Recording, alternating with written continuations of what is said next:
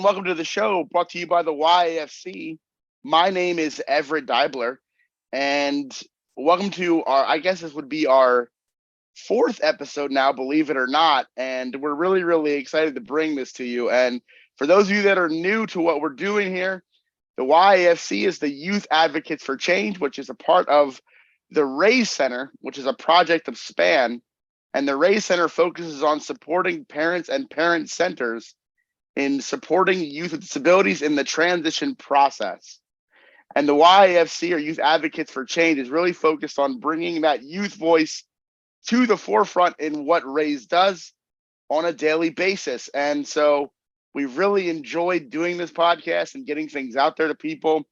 And today's topic for us is healthcare transition and why it's so important to involve youth in those healthcare conversations. And so with me today, we have some podcast veterans at this point. First, I'm going to turn it over to Jennifer. Jennifer, you want to introduce yourself, say where you're from, and why being a part of the YAFC is just so freaking amazing. Yeah, I'm Jennifer. I am on the West Coast in California, but I grew up in New Jersey. And being part of the YFC is amazing because we get to choose what we're doing here, which, I'm big on autonomy in every aspect of my life. And that's one of the things that the YFC takes seriously. Yeah, awesome. And which Jennifer tonight do we have? Yeah, so I'm Erin. I'm from snowy Minnesota.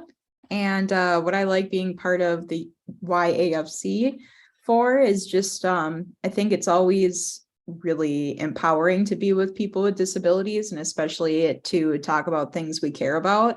And so I feel like we get to do that here. And like Jennifer said, we really get to talk and choose what we believe in. And it's really, really fun for me to be, I guess, not a youth anymore, but to be able to be in these conversations and helping to do this podcast and just kind of being here to, I don't want to even say lead it because that's not really what I'm doing. I'm more or less asking questions. And like you just said, it's what we like to do, right? So I get really pumped up about actually being in the room and not just talking about this and being here. So thank you both for being here. And I know that this whole idea of, Jennifer, you already mentioned it, autonomy, being able to make your own decisions, having the support that you need. And I think we always say the word around transition for a lot of reasons, right? There's a lot of reasons why transition is brought up, but we're focusing on the transition from school to adult life. But part of that process is, I think, the transition to adult medicine, right? And healthcare. And I don't really think that a lot of people, when you're in an IEP meeting, discuss that part of what it is, right? Or discuss that part. They might say, oh, you have to call your own doctor or like make your own appointment. But I would, and I'll go to Erin first. And then Jennifer, after Erin answers, if you just want to kind of dovetail off what she says, that's fine. But can you tell us about your transition to adult medicine? Like, what was that like to kind of make that move to kind of be in charge? Yeah, so I have the honor of having several doctors that I had to transition to, which I think the biggest word is that it's really intimidating because you go from, care that's made for kids and now you're going to adults with whatever that means. But no matter what, I think transitioning doctors can be so intimidating because no matter what, they're relearning your disability and everything that encompasses. And not only that, but you as a person and what you need in life when it comes to school or your goals or work or whatever you're doing. So I would say my transition, it came pretty fast. And I was pretty lucky to be part of a healthcare system that not only had excellent specialty services for kids, but they also have an adult program. So they actually were able to like sit me down in a room and like talk through the process of, here are some doctors that you could transition to depending on your specialty. Here are places you can go to if we don't have those specialists. And I think one of the really great things that they did was really look at like a holistic approach to health as well. And so this was kind of like one of the first times that someone talked to me about like mental health when it came to disabilities. So even talking about, here are new services that you might not have considered because you are an adult and you need to consider some of those new things. So I think that was a really great opportunity for me to think about, some of my doctors and some of those specialists. But then also, I guess, we'll get into this conversation a little bit more, but when you're in that time of transition, not just it's intimidating to me with these new doctors, but now you have to take care of everything that's associated with that. And it's a complicated system. Can you, Jennifer, before you answer, Aaron, can you define the word holistic? When you say the word, I mean, we say that word all the time, and I just want to make sure for young adults that might be listening that that's a really important word, and I think that it's something that people should be striving to be looked at holistically. Mm-hmm. So could you take a shot at defining that for me? And then I'll go to Jennifer to answer the question. Yeah, the way I always think of it is kind of a full body approach. And I think when it comes to even like mental health has aspects that affect our whole body. And so thinking about every aspect having a role in how we live our lives. Yes. Even the approach of how our work environment could affect our health. That could be even holistic. Right. Or how school could, right? And how, so it's basically how everything impacts everything is kind of what an holistic approach is, right? It's how does my whole experience impact what I'm experiencing? And that's like a weird way of saying it, but that's kind of what it is. And so, and I know that you can't really tell if you're watching this on video. We all do here, the three of us have different types of disabilities. And so I think our healthcare journeys are similar but different. And so Jennifer, I don't want to like call out your diagnosis, but I do want to kind of put out there that you and Aaron live very different experiences. So what was your transition to adult medicine like for you? Did you have the natural support that Aaron seemed to have when she made her transition over? No, and I mean, I think there are reasons I was without that support that go beyond, that are a little more personal that I'm not going to get into. Right, sure.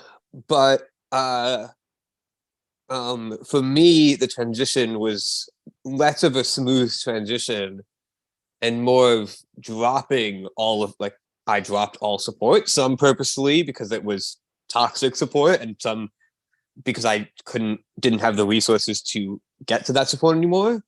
And then without all of that, I had to slowly build back up and figure out, okay, what do I need here? What do I need here? And going from 1,000 supports, 80% of which were actually hurting me in some way, to no healthcare, or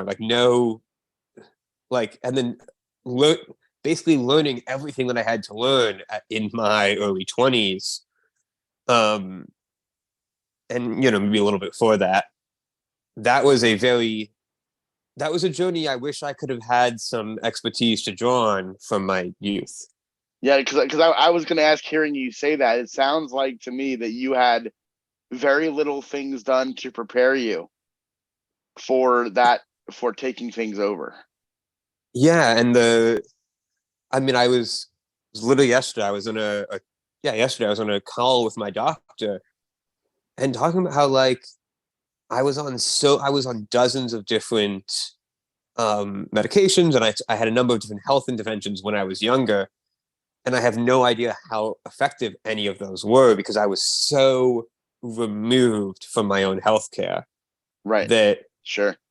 All of that information that I could be drawing on as an adult is just lost because I wasn't in the room, and I don't have access to that anymore. So I'm sort of starting from ground one in a way that I wish would have been so much easier if I didn't have to do that. Right. And so I think what you're pointing out, and I can almost guess because I know Erin and her family experience. Aaron, I would guess, were you included in those conversations early on with your family? it's funny that, I just immediately wanted to like start talking after Jennifer said all of that. Because, the first thing that comes to my mind is like, I acquired my disability when I was in 6th grade, right? So when I was learning about my disability and what it all meant and how my future was going to be and everything, the doctors basically chose to not talk to me. And so it's a transition to even like, it's almost like when I transitioned to adult medical care, it was like I was learning my disability again, from like an Right. adult perspective and not Yes. this like heavily filtered child filter. Yeah, So because I think one of the things that Jennifer's points kind of brought to my head were that you need to know what's going on at the level that you can understand it as soon as possible, mhm. right? So that you're not Yeah. experiencing what Aaron just said, right? I had to relearn these things again because everything was put through these terms that weren't really real. I guess that's the way I'll explain it. Like Mhm. it was watered down so that you could sort of get it, but you need to be in the room as much as possible just so you have Mhm. an idea. That even goes for like assessments you do for like college assessments or job things, right? You better understand why you're doing what you're doing, what it's for, and why it's so important, right? And so if you're a parent, And listen to this, hear what Jennifer said and hear what Aaron said. They weren't in the room, right? That they weren't being talked to. That you should try to avoid that. Go ahead, Jennifer.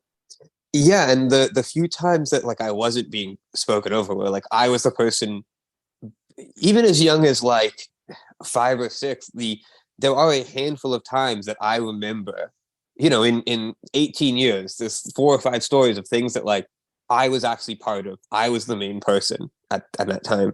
And those remain the things 20 years later that were the most helpful out of the entire 18 years of my childhood.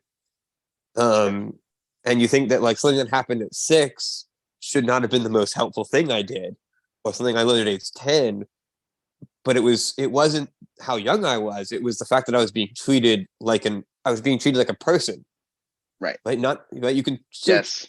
you might not be an adult, but you are a person. Um, Part of the reality, at least to me, when you're going to your primary care physician, yeah, they have medical training. They are experts. sorry. But you're okay. But I can honestly say that they don't always know about disability diagnoses in a real way, right? Aaron Yeah, talked about those specialists, right?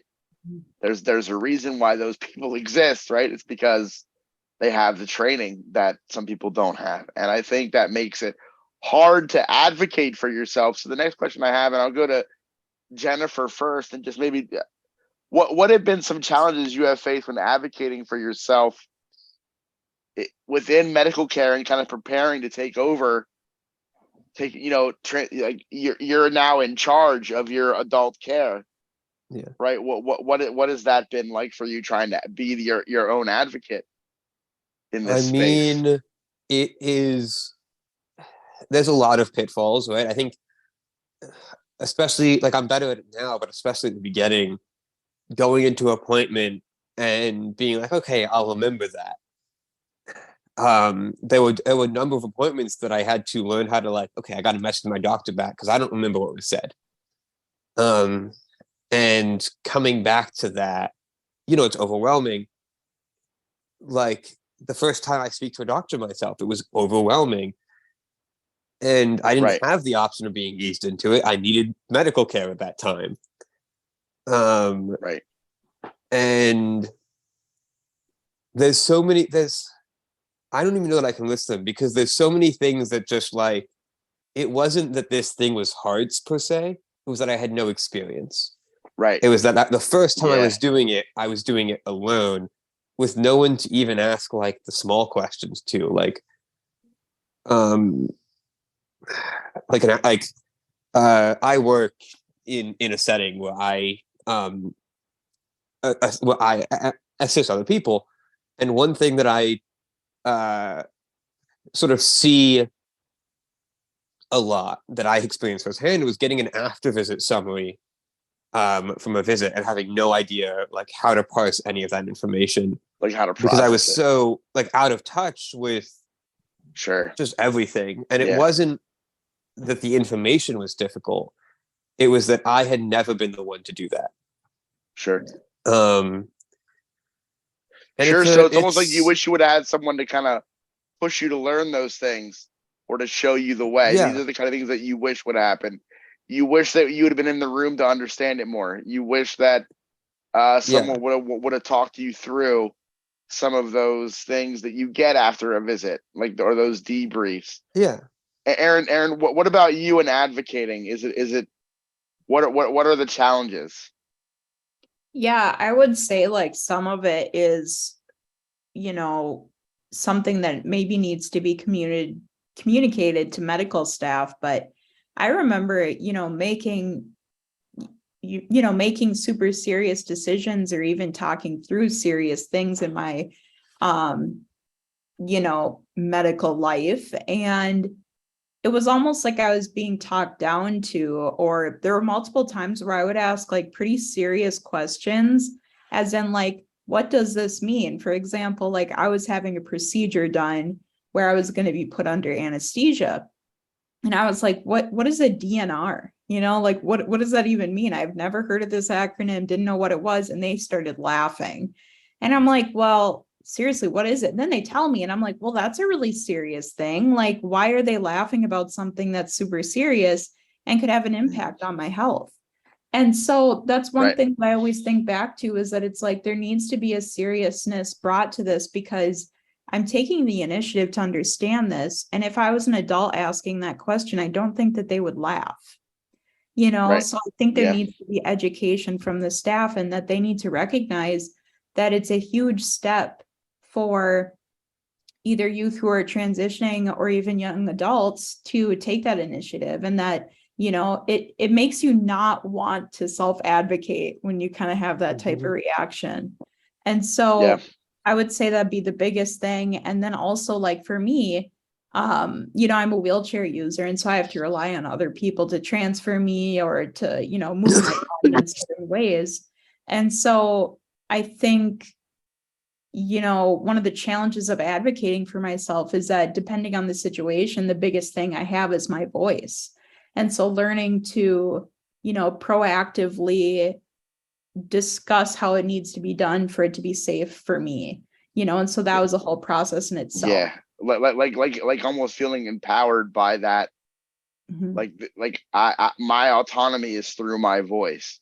Yep. Right. My decision making, my independence is through that. Right. Because independence isn't always doing everything on your own.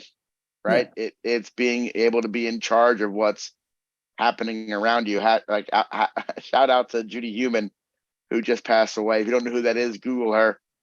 That's one of the things that she always says about independent living. It's not always about being able to do it on your own, but being in charge and being proactive about how things are done around you, so that you have as much control and understanding as possible. Right. And so, and not go ahead. Just to add on that, I think something that I absolutely is a big thing for me with my doctors today is not being belittled when I ask a question. I mean, I have my current doctor who is I'm switch. So one second, my life right now, my current doctor is leaving, and for reasons, I'm going to have to be switching my doctors.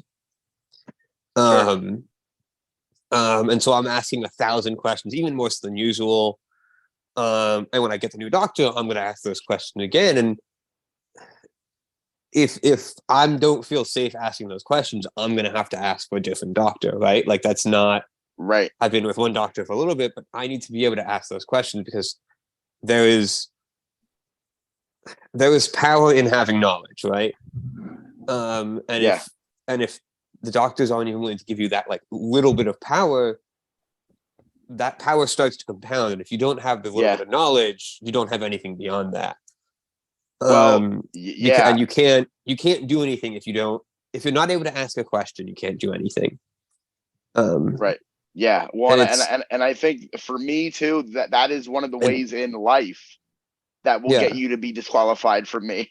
like I will and cut you off if I get made fun of for asking a question that I want to know the answer to. Right. but it yeah, but there's also my brother also my brother deals with chronic fatigue and some other health issues as well. Um, and we've talked a lot about like just doctor vibes and when we've said, okay, this is not okay. And when we learned that, right. and how like What your boundaries are and what your expectations are and what you want yeah, out of a doctor. yeah, And I and why think it's and I think you are so good at this. Like you're so good, Jennifer, because I kind of bringing things to light. And I think one of the things is you can choose to leave a doctor. You can say absolutely this is not the right fit. This isn't the right person for me. You can get those weird vibes and be like, I'm out. But then when you find a yeah, good one, it can be an amazing experience, right? And so, but telling a doctor that you're done can sometimes feel like a daunting thing, right? Being like making that decision and telling them.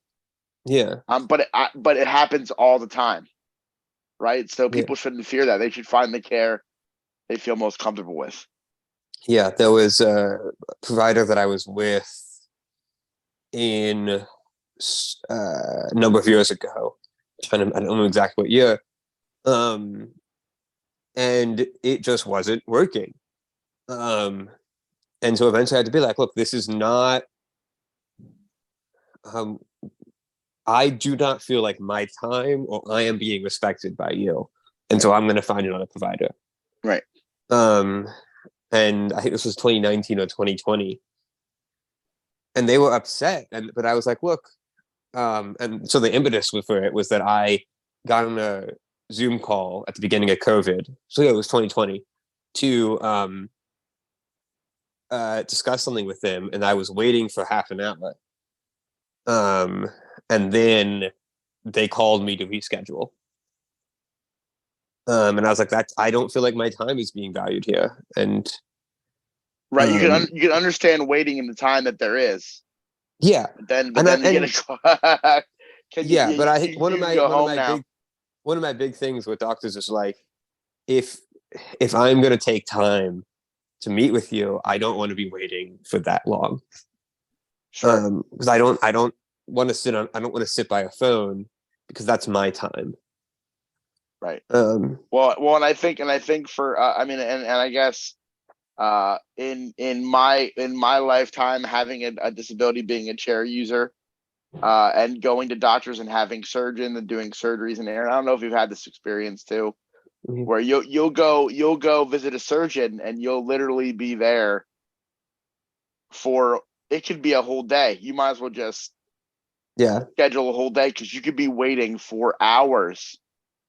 And Aaron shaking her head, yes, right, Yep. right. it's For those for it's those that are certainly listening, and it's like, how disrespectful are you to the process where you're not even telling people like, here's why I'm backed up, and here's why I can't see you right now, and this is it's what's happening. I'm really sorry. Nothing, right? So, it's so common. It's so common where people will right, just sure, over, and I don't know if they're overscheduling. I don't know what it is, but it's one of those things that I think a lot of yes, people will deal with, and a lot of, and yes, yeah, but for me, it's like that is something that I'm not going to deal with right. because it's a little thing, but it adds up, and to me it shows the baseline level of respect. So yeah, and so I think you got both of you have brought up a lot of really great things to think about if you're a young adult or you're a parent supporting a young adult to do this. Like make sure people are in the room earlier, have conversations, explain the details, have them talk with doctors regularly, like when they're there, all those kind of things. But are there other pieces of advice that you would give to a guardian, a mom, a dad, who really want to help their child make this transition? Because I know for me, I think I said this on another episode, that my mom was all about independence and helping me do this, but it would basically be throwing me in the room and letting me go. And I don't know if that was the right choice or not. I mean, obviously I'm okay now, but I don't know. So is there any advice that other advice that you would offer to family members supporting someone like this, like to do this, and why it's so important? Is there any other advice that you can offer? As early as possible, I'm going to draw on the car metaphor here. As early as possible, you want to be putting your child in the passenger seat, even if they're not in the driver's seat yet. Like, even from a young grade school age, they can be in the passenger seat, getting that right next to you view of every decision that's being made and being asked for every decision that's being made. Yeah. And I would say at high school at the latest, you want to be moving the child into the driver's seat with you in the passenger seat. And there's some flexibility there, but I think just as early as possible, you want to be shifting that responsibility. And if there's a concrete piece of advice that I want to give, if there is a question that is asked specifically by I don't know if child is the right word, but child being by the here, youth. Yeah. you want the answer to that in writing, because that is, for me, beginning to ask questions was a thing that I wasn't doing as a child, and part of it was it felt pointless, and part of it was I was never asked or even in the room. But you want every bit of engagement that child is doing to be documented, because that, I believe, is going to help.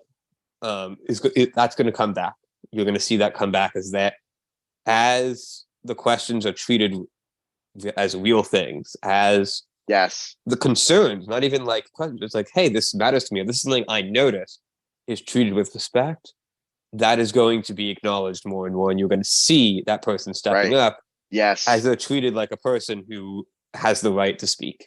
Yeah, and I just think, I mean, what you just said to end it there was perfect. Like, you want the young adult to feel respected in the space, so making sure their questions get answered and get heard is going to matter. It's like, if you promise a toddler something, you better fulfill that promise, because then they learn trust and they learn that there's support there. The same thing applies here. Put it in writing. Make sure it gets answered. Aaron, I don't know to wrap it up, if you have any other thoughts to add on to what Jennifer said. Yeah, I think like kind of building off of that in a way, I think is like giving your youth the opportunity to feel empowered in their voice and what they have to say. And what I mean by that is, especially, you know, as a wheelchair user myself, I think of, there's doctors or other health professionals that may talk over you, or they may not talk to you directly. And I think as a starting point, I think parents need to have that conversation with health professionals, that it's like, talk to, my child or teenager or young adult, talk to them. This is their health, and kind of starting to hand over, that power and that empowerment that they'll grow off of. And then that will slowly transition into this confidence that the youth will have to have their voice be heard. And if they start talking to, the parent who may be with you, or the, your personal care assistant or whatever, that they feel empowered to say, hey, like, this is my health and you need to talk to me, not my PCA or something. And so I think that's a big thing. And I think it all just goes back to, like, your voice can be such a powerful tool. And so thinking of ways how to start that at a young age, I think, is super important. Sure. And I think that goes for almost any space, right? It even goes down to, like, you're going to be at a restaurant, have them order their own food, right? And don't let a waiter talk to you as the parent. Make them talk to your young adult. When they're going to make a choice of, I don't know, what clothes they want to wear, like, empowering all of that and honoring what people are saying. It's going to help when they're having those serious conversations about their health and their well-being with someone that can support them. you want to be empowering their voice at all times. And so thank you both. I know that this topic is, like I said, probably not discussed enough, and it should be more. And I think we might be doing more episodes in the future, more specifics about some of this. But I appreciate your time, Aaron and Jennifer, to talk about this and be so open and be so candid about your experience. But I think that if you're listening to this and you're a parent, I think you got some nuggets about what to do, or a little tips about what to do to kind of help this along, and realize that it is a process. And it's really, really awesome for me to wrap this up by saying you can find our other episodes on the Raise Center website right now on our own podcast page. There are video versions available and audio versions available of our first 3 episodes. We're hoping soon to be on Google Play and Apple Podcasts, but you can at least find the other 3 episodes. If you like this one, if you just Google Raise Center, you will find our podcast on that website. So happy listening. Thank you, Jennifer and Aaron, for your time, and hope everybody has a good rest of the weekend. We'll see you soon with the next episode. Mhm.